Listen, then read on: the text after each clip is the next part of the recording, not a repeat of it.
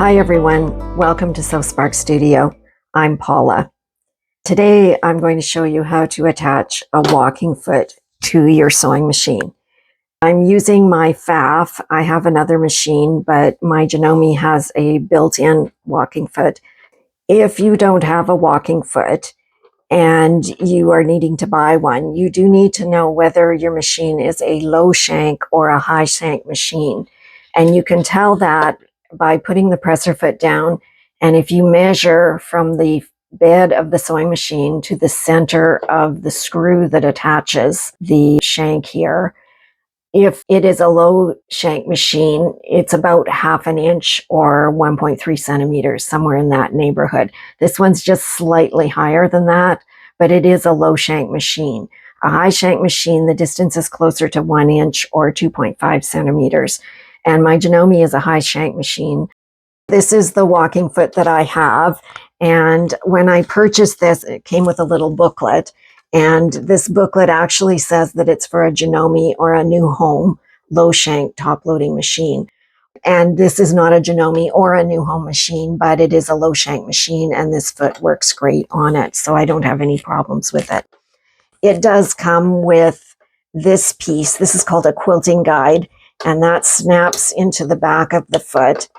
And then you can adjust this so that if you were trying to measure a certain distance when you were sewing, you could adjust this for that distance.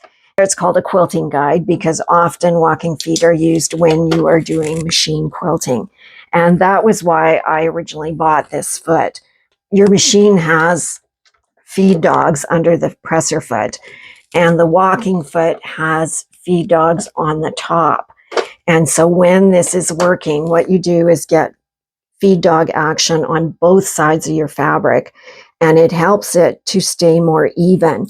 If you've ever sewed a seam and you get to the end of the seam and one layer is somehow a little longer than the top layer, even though you know that when you pinned it, it all matched up.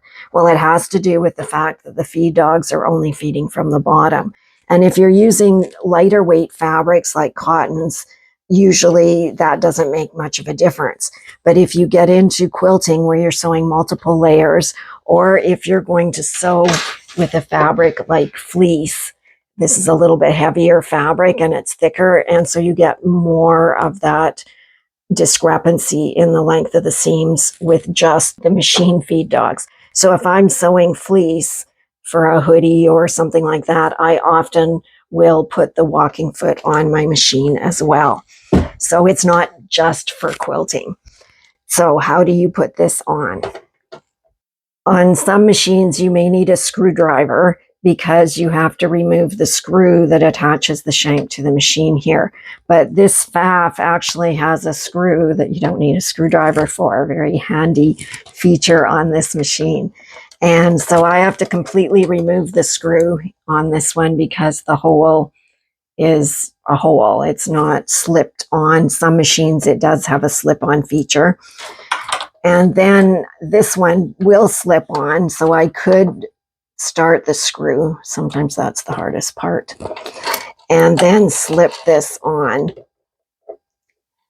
around the machine here. And then this bar on it, here, take it off. This bar moves up and down when you're sewing. You want it up when you're attaching it because it's going to sit on top of the needle clamp. By having this bar sit on top of the needle clamp, it causes it to move up and down while you're sewing, and that moves the feed dogs that are on the top of this foot. And this is one place where maybe this foot works better on a Janome. You can see that my needle is not centered. And so on this machine, I can change my needle position somewhat. It's not computerized, so it's not as flexible as my computerized machine. But I can push a couple buttons here and move my needle over. Now, if I lower my needle, it's fractionally off the center of the foot here. So if I was using the guidelines on my machine, I might have to make a small adjustment in where I'm putting my fabric in order to get an accurate seam.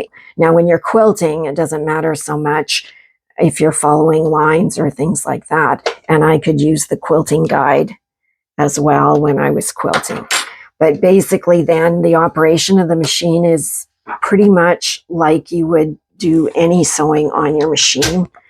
You just put the foot down and got my stitch length where I want it, and you just sew. And you can reverse. It makes a little bit more noise because you have the action of the feed dogs on the top as well as on the bottom, but the stitching should be exactly the same as if you were sewing with your regular foot on your sewing machine. So there you have it, the walking foot on the sewing machine. It's a very useful tool and something I wouldn't want to be without. I hope this helps you in your sewing journey. Thanks for joining me today. Have a great day.